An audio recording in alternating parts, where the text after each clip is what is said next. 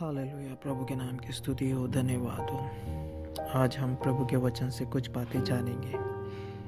हम पढ़ते हैं यिर्मयाह उसका 17 अध्याय 7वां वचन। क्या ही धन्य है वह पुरुष जो यहोवा पर भरोसा रखता है, जिसने परमेश्वर को अपना आधार माना हो। परमेश्वर जो उस पर भरोसा रखता है उसे वह धन्य कहता है। क्यों कहता है? क्योंकि उसने जीवते परमेश्वर पर भरोसा रखा है। परमेश्वर पर भरोसा रखने का मतलब क्या होता है? हम कुछ ये बातें जानेंगे। हम भजन संहिता 1 से कुछ आयत पढ़ते हैं। क्या ही धन्य है वह पुरुष, वह जो दुष्टों की युक्ति पर नहीं चलता और ना पापियों के मार्ग में खड़ा होता और न ठट्ठा करने वालों की मंडली में बैठता है। वह तो यहोवा की व्यवस्था से प्रसन्न रहता और उसकी व्यवस्था पर रात दिन ध्यान करता रहता है। हाँ, इसलिए परमेश्वर उस पर पुरुष को जो परमेश्वर पर भरोसा रखता है धन्य कहता है। सच में एक विश्वासी या वो व्यक्ति जो परमेश्वर पर भरोसा रखता है वो सच में धन्य होता है। क्यों? क्योंकि वह परमेश्वर को अपना आधार मानता है। आज हम मसीह जगत में देखें, जितने भी मसीह भाई बहन हैं, वो जिस भी फील्ड में, जिस भी क्षेत्र में हैं, जहाँ भी वो काम करते हैं, अपने हर एक काम में वो आगे रहते हैं। पूरी दुनिया में आप उठाकर देख लीजिए, ये बात सच्ची है। ऐसा क्यों है? क्योंकि सच में उन्होंने परमेश्वर को अपना आधार माना है और उस पर भरोसा रखा है। हम बहुत से मसीही भाइयों को देखते हैं कि वो विश्वास में तो आ जाते हैं, अपना नाम तो बदल लेते हैं, लेकिन उनका जीवन नहीं बदलता। क्यों? या तो उन्हें कोई सिखाने वाला सही नहीं मिलता है तो सिखाता सही नहीं है परमेश्वर के बारे में, जिससे कि उनके चाल चलन में बदलाव आने पाए। चाल चलन में बदलाव आएगा तो आप एक आयत और पढ़ता हूं मैं, 17:8, यिर्मयाह 17:8। वहां लिखा है, वह उस वृक्ष के समान होगा जो नदी के किनारे लगा हो और उसकी जड़ जल के पास फैली हो।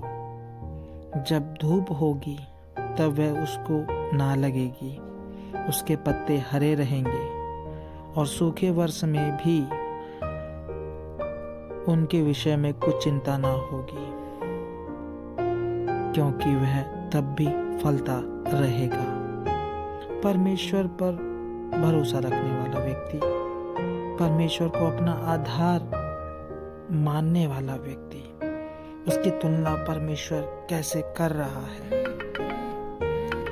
उस वृक्ष के समान बता रहा है जो नदी के किनारे लगा है और उसकी जड़ जल के पास तक फैली है। जब धूप होगी तो उसको धूप नहीं लगेगी। सच में जो प्रभु में है, जो प्रभु पर विश्वास या भरोसा रख के चलता है, दुख परेशानी जीवन में आते हैं तो भी एहसास नहीं होता।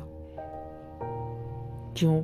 क्योंकि हम परमेश्वर में ऐसा सट गए हैं, ऐसा जुड़ गए हैं कि उन सब बातों को जो हमें संसार में रहते समय कष्ट या दुख होता है एहसास नहीं होता। हमारा विश्वास उस तरीके से हो गया है, उसके पत्ते हरे रहेंगे। उस अवस्था में भी हमारे जीवन में वो खुशी और आनंद रहेगा। सूखे वर्ष में भी, जब दुनिया भर में सब लोग परेशान, जैसे इस समय में कोविड-19 के द्वारा जो दुनिया में तबाही आई है, इस समय में भी, सूखे वर्ष में भी एक विश्वासी को जो परमेश्वर पर भरोसा रखता है उसे कुछ चिंता नहीं होती है। आप जितने विश्वासी हैं सबने आपने अपने जीवनों में देखा होगा कि ये बात सच है, और वहाँ नीचे लिखा है और कि वो तब भी फलता रहेगा। ऐसा क्यों हो रहा है मेरे भाइयों, मेरी बहनों, मेरे बुजुर्गों, प्यारे बच्चों? क्यों? क्योंकि हमने अपने सृजनहार पर, जो हम सब मनुष्यों का बनाने वाला है, उस पर भरोसा रखा है, उसको अपना आधार माना है। आधार मानने का मतलब, जैसा परमेश्वर हमें सिखाता है, जो जो बताता है, हम उसके अनुसार चलते हैं। जैसा कि अभी पीछे हमने उस भजन संहिता 1 अध्याय में हमने पढ़ा है, मैं फिर पढ़ देता हूँ। क्या ही धन्य है वह पुरुष जो दुष्टों की युक्ति पर नहीं चलता, न पापियों के मार्ग में खड़ा होता, और न ठट्ठा करने वालों की मंडली में बैठता है, परंतु वह तो यहोवा की व्यवस्था से प्रसन्न रहता और उसकी व्यवस्था पर रात दिन ध्यान दिए रहता है।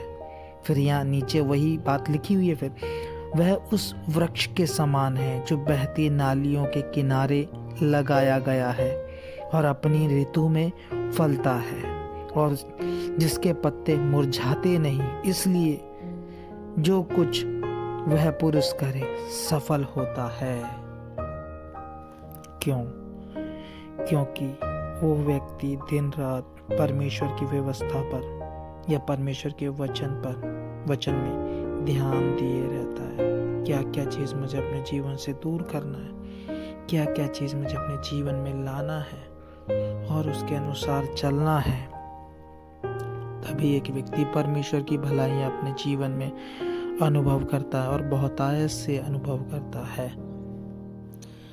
हम व्यवस्था विवरण 4 अध्याय उसका 5 से कुछ आयत पढ़ सकते हैं। आप बाद में पूरा 4 अध्याय आप पढ़ सकते हैं व्यवस्था विवरण। सुनो, मैंने तो अपने परमेश्वर यहोवा की आज्ञा के अनुसार तुम्हें विधि और नियम सिखाए हैं कि जिस देश के अधिकारी होने को जाते हो उसमें तुम उनके अनुसार चलो। इसलिए तुम उनको धारण करना और मानना, क्योंकि और देशों के लोगों के सामने तुम्हारी बुद्धि और समझ इसी से प्रकट होगी, अर्थात वह इन सब विधियों को सुनकर कहेंगे कि निश्चय यह बड़ी जाति बुद्धिमान और समझदार है। सच में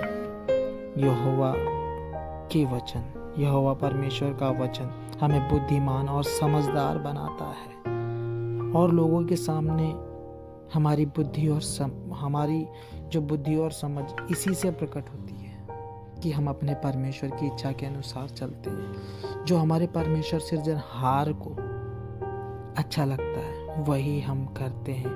तभी एक व्यक्ति वो सारी भलाइयाँ, वो सारे वायदे जो परमेश्वर ने उस मनुष्य से किए हैं, जो उस पर भरोसा रखता है, अनुभव करता है, अपने जीवन में परमेश्वर की भलाइयों को देखता है। हमें ये सब क्यों करना है? हमें ये इसलिए करना है, वचन में लिखा है, मत्ती 5:48, जैसे तुम्हारा स्वर्गीय पिता सिद्ध है वैसे ही तुम भी सिद्ध बनो। हमें परमेश्वर अपनी बातों के द्वारा, अपने वचन के द्वारा, अपनी पहचान में बढ़ने के द्वारा सिद्ध करना चाहता है। तभी हम परमेश्वर की भलाइयों को और ज़्यादा अनुभव करने पाएंगे। हम उत्पत्ति में देखते हैं अब्राहम के विषय में। अब्राहम ने परमेश्वर पर विश्वास किया और यह उसके लिए धार्मिकता गिना गया। हम 17 अध्याय का पहला वचन पढ़ते हैं। जब अब्राहम 99 वर्ष का हो गया, तब यहोवा ने उसे दर्शन देकर कहा, मैं सर्वशक्तिमान ईश्वर हूँ, मेरी उपस्थिति में चल और सिद्ध होता जा। अब्राहम 99 वर्ष का है, बुजुर्गी की अवस्था है, तब भी परमेश्वर उसे दर्शन देकर क्या कह रहा है? मैं सर्वशक्तिमान ईश्वर हूँ, मेरी उपस्थिति में चल और सिद्ध होता जा। प्यारे भाइयों, हम किसी भी उम्र में होंगे, हम बच्चे होंगे, हम जवान होंगे, बुजुर्ग होंगे, किसी भी अवस्था में होंगे, परमेश्वर का वचन हमें बताता है हमें परमेश्वर की उपस्थिति में रहना है। और परमेश्वर का वचन भी हमें यही कहता है, उठते बैठते चलते फिरते गिरते चाहे कैसी भी अवस्था हो, हमें उन बातों को जो परमेश्वर हमें सिखाता है या कहता है उन्हें मानते रहना है, उनके अनुसार चलते रहना है, ताकि हमारे जीवन में पाप और बुराई ना आए। हम परमेश्वर की इच्छा के अनुसार चलते रहें, परमेश्वर की भलाइयों को अनुभव करते रहें, परमेश्वर के प्रेम को अनुभव करते रहें। मैं आगे बढ़ता हूँ। 17 अध्याय उसका 2, मैं तेरे साथ वाचा बांधूंगा और तेरे वंश को अत्यंत ही बढ़ाऊंगा। यहाँ हम देखते हैं अब्राहम 99 वर्ष का हो गया है। परमेश्वर उससे कहता है, तू मेरी उपस्थिति में चल और सिद्ध होता जा, तो मैं तेरे साथ वाचा बांधूंगा। मेरे प्यारे भाइयों, हमारे साथ भी परमेश्वर ने वाचा बांधा। यीशु मसीह के द्वारा हमारी भी वाचा बंधी हुई है परमेश्वर के साथ। इसलिए हमें हर एक काम में, जैसा वचन हमें बताता है, हमें मसीह के डील डॉल तक बढ़ना है। जैसा हम वचन में पढ़ते हैं, जैसा मसीह यीशु का स्वभाव था वैसा ही स्वभाव हमारा भी हो। हम वचन में पढ़ते हैं, वह गाली सुनकर गाली नहीं देता था, वह दुख उठाकर किसी को कोसता नहीं था। हमें भी अपने सारे जीवन में यीशु मसीह के जैसे होना है, ताकि जैसे यीशु मसीह मरकर जी उठा, मैं भी जी उठूंगा। परमेश्वर मुझे भी मरे हुओं में से जिलाएगा, जैसा रोमी 8:11 में लिखा है। यदि उसी का आत्मा जिसने यीशु मसीह को मरे हुओं में से जिलाया तुम में बसा हुआ है, तो जिसने मसीह को मरे हुओं में से जिलाया वह तुम्हारी नश्वर देहों को भी, जो अपने आत्मा के द्वारा जो तुम में बसा हुआ है, जिलाएगा। परमेश्वर ने हमें अनंत जीवन के लिए बुलाया है। परमेश्वर का वचन कहता है, परमेश्वर खुद कहता है कि उसने हमें चुना है। हम परमेश्वर के वचन में पढ़ते हैं, यूहन्ना अध्याय 15:16, तुमने मुझे नहीं चुना परंतु मैंने तुम्हें चुना है और तुम्हें नियुक्त किया कि तुम जाकर फल लाओ और तुम्हारा फल तुम में बना रहे, कि तुम मेरे नाम से जो कुछ पिता से मांगो वह तुम्हें दे। परमेश्वर यहाँ बता रहा है कि तुमने मुझे नहीं चुना, मैंने तुम्हें चुना है, ताकि तुम जाकर फल लाओ और तुम्हारा फल तुम में बना रहे।